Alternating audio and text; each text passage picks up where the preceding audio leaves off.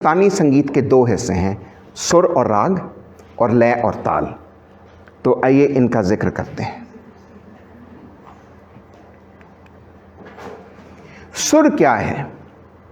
एक फ्रीक्वेंसी में कहा गया, पढ़ा गया, गाया गया एक नोट सुर है। सा रे गा मा पा, ये हमारे 7 बेसिक सुर है। ठीक है जी। अब इनको अगर आप देखिए तो इनकी कुछ किस्में हैं। जो सा और पा हैं वो हमेशा नेचुरल हैं, उनकी एक ही किस्म है सा और पा। लेकिन जो रे, गा, धा और नी हैं उनकी एक नेचुरल फॉर्म है और एक थोड़ी सी उसकी धीमी कोमल फॉर्म है। और फिर जो हमारा मा का सुर यानी मध्यम का सुर है उसकी एक नेचुरल फॉर्म है और एक शार्प फॉर्म है। तो देखिए 7 तो नेचुरल फॉर्म्स हो गई, माँ की हो गई एक फॉर्म शार्प और बाकी रे गा धा नी की हो गई 4। तो क्या हुए 12 सुर बन गए हमारे। और अगर बात की जाए तो असल में शायरी में 12 सुर हैं। देखिए सा सिर्फ एक है, फिर रे कोमल और रे शुद्ध, फिर गा कोमल और गा शुद्ध, फिर मा शुद्ध और मा तीवर, पा तो है ही नेचुरल शुद्ध सुर है। फिर उसके बाद धेवर जो है धा हमारा पहले कोमल और फिर शुद्ध और फिर निखाद पहले कोमल और फिर शुद्ध। तो ये 12 सुर हैं। अब एक बात बड़ी हैरानगी की है कि ये सुर तब से कायम हैं जब ना जहाज़ थे ना रेलगाड़ी थी, अलग अलग दुनिया रहती थी। लेकिन यही सुर अफ्रीका में भी गाए जाते हैं, यही सुर अमेरिका में भी गाए जाते हैं, यही सुर हमारे यहाँ भी पढ़े जाते हैं। ऑस्ट्रेलिया चले जाइए, चंद एक ममालिक हैं जहाँ थोड़ा फ़र्क है, लेकिन अक्सर और बेशतर यही 12 सुर हैं। तो बताइए आपके ख्याल में ऐसा क्यों है कि यही 12 सुर? ऐसा तो नहीं था कि लोग एक दूसरे से उन दिनों मिलते थे। तो ये 12 सुर कैसे आए? जो फ्रीक्वेंसी, इसमें यही बात थी कि ये सारे नेचर से बोरो किए गए और इनके लिए 3 चीज़ें शर्त थीं। एक तो ये नेचुरल साउंड हो, दूसरा ये हलक से अदा हो सके, और तीसरा ये कि इनमें गनाई हुस्न हो यानी कि मेलोडी हो, दिल को अच्छा लगे। तो यूँ हम लोगों ने ये 12 सुर किए। ठीक है जी। अब इन 12 सुरों को आप कुछ असूल और ज़वाबत के मुताबिक तरतीब दें तो राग बन जाता है। और वो असूल ज़वाबत क्या है? राग में एक चीज़ होती है रस। एक किताब है 36 उसमें चैप्टर हैं, भरतमणि के साथ एट्रीब्यूट की जाती है नाट्य शास्त्र। हमारे सारे संगीत, सारे रक्स, सारी शायरी का बेसिस उस पर है, परफॉर्मेटिव आर्ट्स का। और ये 200 BC से लेके 200 CE तक लिखी गई। तो किसी एक शख्स का काम तो नहीं है, भरतमणि ने मुरतब की होगी। तो उसके 6ठे चैप्टर में ये 9 रस बताए गए हैं कि ये इमोशंस हैं अद्भुत, हैरानगी, भयानक, खौफ, विभस्त, नफ़रत, डिस्गस्ट, हंसी, करुण, गम, गुस्सा, शांत यानी कि सकून, श्रृंगार यानी कि रोमांस और हुस्न, और फिर वीरता यानी बहादुरी। तो हर राग का एक रस होता है। तो एक तो ये चीज़ उसको बताती है। फिर दूसरी चीज़ होती है कि दिन के 8 पहर हैं और हर पहर के लिए अलग राग हैं। तो वक्त भी डिफ़ाइन करता है राग क्या है।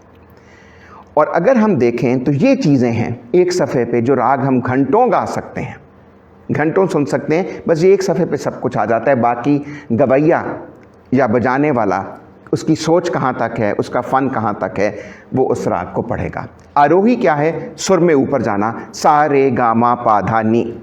अवरोही क्या है? सा नी धा पा मा गा रे। पकड़ कुछ ख़ास फ्रेजेस, नीरे गा, नीरे सा, एमन राग के ख़ास फ्रेजेस, तो वो उसकी पकड़ है। जाति 3 जातियाँ हैं रागों की। 5 सुर के राग औडव राग, 6 सुर के राग खाडव राग और 7 सुर के राग संपूर्ण राग। 5 से कम सुरों में राग डिफाइन नहीं होता। वक्त कि कौन से पहर में पढ़ा जाता है, रस के उसमें कौन सा रस है। वादी सुर वो सुर है जो सबसे ज़्यादा लगाया जाए, समवादी जो उससे कम लगाया जाए, अनुवादी सुर जो एक आम सुर है, विवादी सुर जो मना है, मतरूक है, और कन सुर जो शरारत से महारत से लगाया जाए उसमें इजाफी खूबसूरती पैदा करने के लिए। तो ये सब चीज़ें राग में शामिल हैं। ठीक है जी। अब आइए टेम्पो में।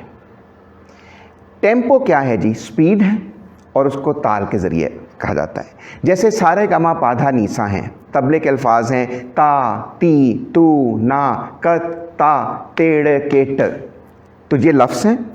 और अगर हम देखें तो 5 चीज़ें जहन में रखिए। सम क्या है? पहली बीट। ताली क्या है? वो बीट जिस पर स्ट्रेस दी जाए। खाली क्या है? जिस पर नेगेट की जाए स्ट्रेस। आवर्दी पूरा एक सम से लेकर दूसरे सम तक का पीरियड, और विभाग उस आवर्दी को कैसे डिवाइड किया गया है। अब अभी तक मैं जानता हूँ ये मुश्किल लगता है, लेकिन ये बड़ा आसान है समझना। ठीक है, तो देखिए 3 ताल एक ताल है जो सबसे मुश्किल और सबसे आसान ताल हमारी मौसीकी में 3 ताल है। उसमें 16 बीट्स हैं। वो क्या हैं? ना धिन धिन ना, ना धिन धिन ना, ना तिन तिन ना धिन धिन ना। ठीक है जी। तो पहली बीट मैंने क्या बताया था? सम है, तो हो गई ना, वो सम आ गया। अब मैंने आपको बताया था कि इसमें ताली भी होती है, तो इसमें 3 तालियां हैं। एक सम पे ना दिन धिन ना, ना दिन धिन ना, ना तिन तिन ना दिन धिन ना। ठीक है। खाली किस पे है? 9वें मात्रे पे। उसको कैसे दिखाया जाता है? ना दिन धिन ना, ना दिन धिन ना, ना तिन तिन ना दिन धिन ना। तो जब आप किसी अच्छी महफिल में जाएं और वहाँ जानकार सुनने वाले हों, तो आप नोट करेंगे वो ताली खाली को हाथ से बता रहे होते हैं, साथ जब लय कायम रखते हैं। ठीक है ना जी। उसके बाद मैंने आपको कहा था कि विभाग क्या है। इसमें 4 टुकड़े हैं। ना दिन धिन ना एक विभाग, ना दिन धिन ना दूसरा, ना तिन तिन ना तीसरा, और चौथा ना दिन धिन ना, और फिर आवर्दी पूरी। और इस सब को मैंने, जिस तरह हम इम्तिहानों के दिनों में एक बूटी नहीं बना लेते थे एक पर्ची पे कि सब कुछ लिख दो, वो सब कुछ मैंने इस सफ़े पे लिख दिया है, जो ताल के बारे में कि विभाग क्या है, आवर्दी क्या है, ताली, खाली, सम। ठीक है। अब गिने कैसे कि किसी गीत में कितने मात्रे हैं, तो आइए उसकी कोशिश करते हैं। तो उसके लिए नूरजहां जी का एक गीत है जो है तो 4 रागों में, लेकिन जो हिस्सा मैंने लिया है वो गोरख कल्याण में है। पर जब मौका मिले इस गीत को सुनिएगा। नूरजहां जी ने इसमें 4 रागों में गाया है, गोरख कल्याण, फिर बहार, फिर सोहनी, और फिर मेघ। तो मैंने उसका मुखड़ा लिया बताने के लिए। इसका सम आ पे है, यानी कि ना जो पहला मात्रा है आ पे आएगा। तो एक ना से दूसरे ना तक 16 हैं इसमें। तो आइए उनको मिल के गिनने की कोशिश करें। देखिए, मंतर से बलम घर आजा, आ पे सम है, और फिर दोबारा आ पर सम आया है। बात समझ आ रही है ना कि जितनी दफ़ा मंतर से बलम घर आजा, आ पे पहली बीट आएगी, नहीं आएगी तो गाने वाला बेताला है। ठीक है। तो उसको हम कैसे बताते हैं मैं आपको गीत में। अच्छा, जिनको मैं प्रेजेंटेशंस भेजूंगा, जहाँ पे आपको ये एंजल नज़र आ रहा है ना, वहाँ पे आप क्लिक करेंगे तो आपको साउंड क्लिप मिलेगा, और इसमें कोई 60-70 साउंड क्लिप्स हैं इस प्रेजेंटेशन में। ठीक है। अब ये देखिए,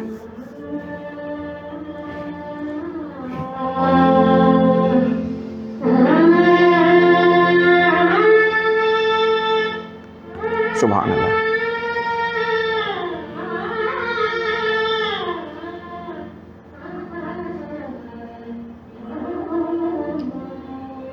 देखिए 1 2 3 4 5 6 7 8 9 10 11 12 13 14 15 16 1 2 3 4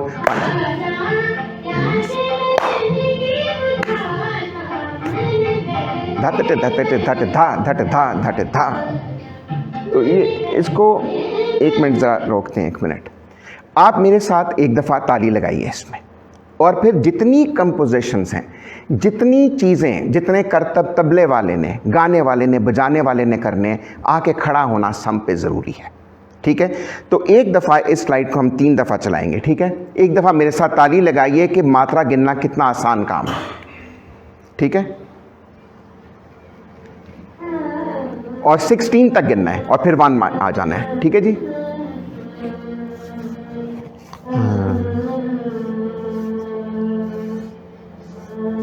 और याद रखिएगा ये गोरख कल्याण है राग।